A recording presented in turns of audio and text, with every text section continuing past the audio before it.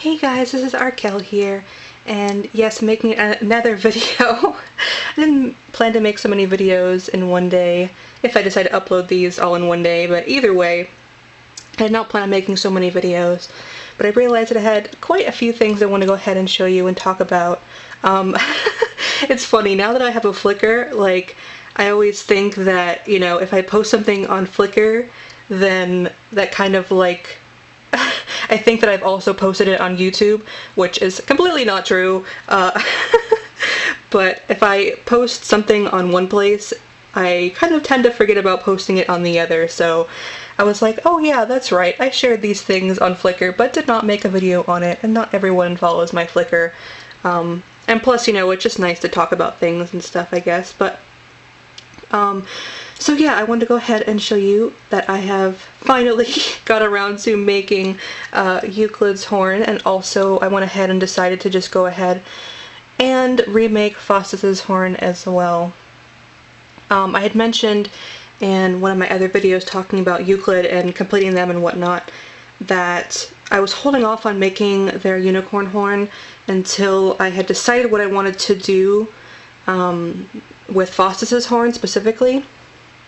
I had mentioned that the Soom Shale sculpt has a default unicorn horn that it comes with.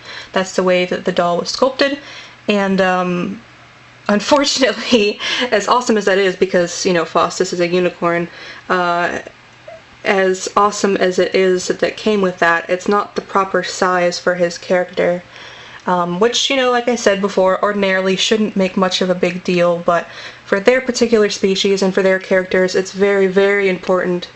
You can pretty much tell a ton of things about them just from their horns, so it's really important that they're actually pretty accurate to what they would be.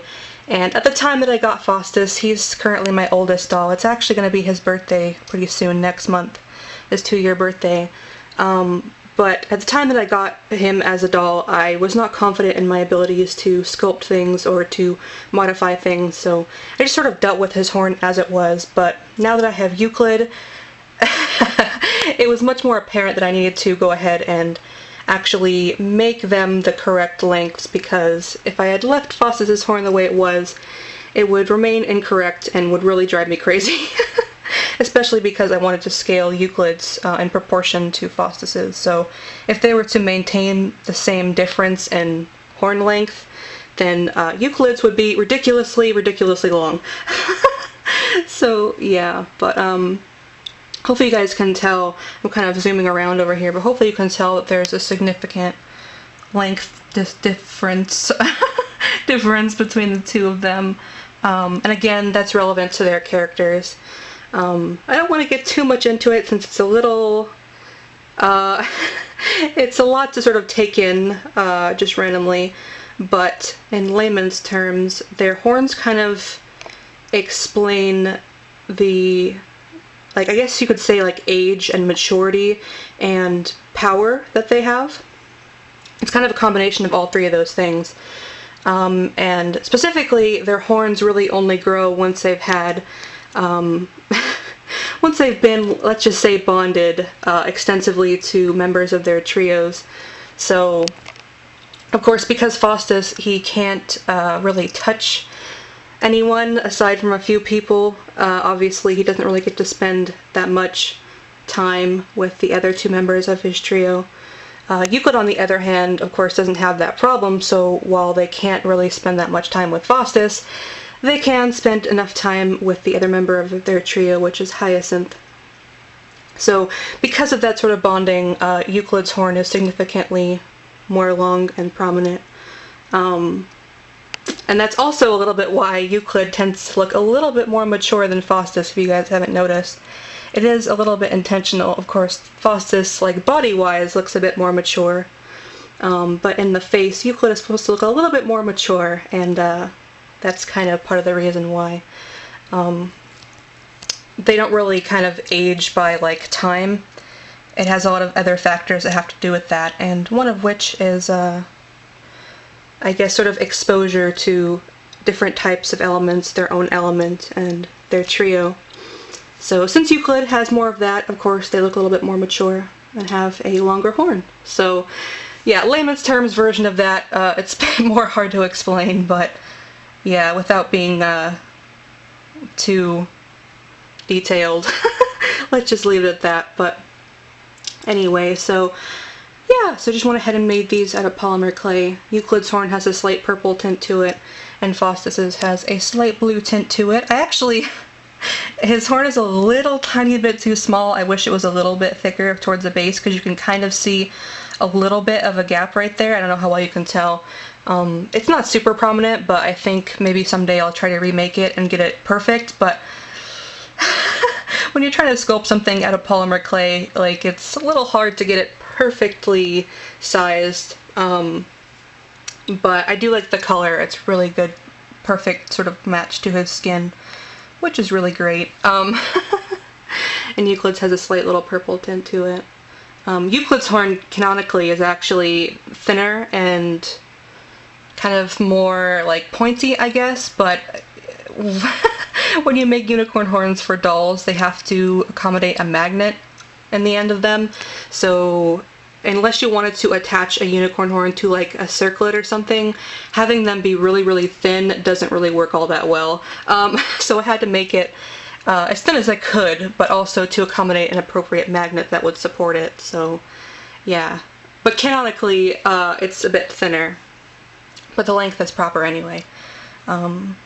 So yeah, I just want to go ahead and show you guys them. They look super cute. And again, don't worry, they're not actually touching. At least their skin isn't anyway. But yeah, not that it matters, of course they're dolls, but you know, for their characters and whatnot.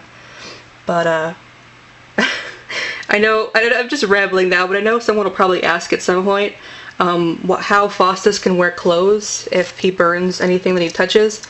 Canonically in the story, the clothes that he wears are imbued with his own sort of energy, and they're also oftentimes made of, like, you know, unburnable metals. But either way, they're imbued with his own energy, so they don't burn. They're not actually like cloth, canonically, of course, but in the dolly world, you know, it's whatever. Can only do so much. But yeah, I just want to go ahead and show you guys them.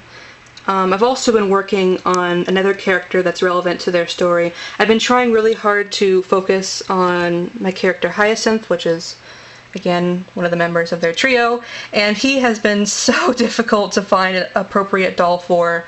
I'm still having a lot of trouble with it. But there's also another character that's very, very important to these two as well, and I won't say why because it would be a really, really big spoiler, but I have also been working on that character and what I want to do with them, and what doll I'd want to have them as in the future. And I did mention at one point that I thought a tan Minifee Mew was what I wanted for their character, and they are also a girl, by the way. I thought that was what I wanted for her, but since the Minifee Mio has been released, I think actually that sculpt is a lot better suited to that character. And I've also decided on a name for them. You guys probably know that it takes me a million years to fully decide on a name, and once I decide on that name, I absolutely, for no reason, ever change it. So it's quite a commitment, so I take a lot of time with it. But I have decided on a name for them, finally, after being a character that's existed in my brain for a million years. Their name is Petra, so if I ever refer to that character, their name, that's who I'm talking about. So, yeah. Anyway, hopefully someday we'll have Petra as a doll, but for now, and I will tell you more about their character, but for now I will just leave you in the dark and say that I'm plotting.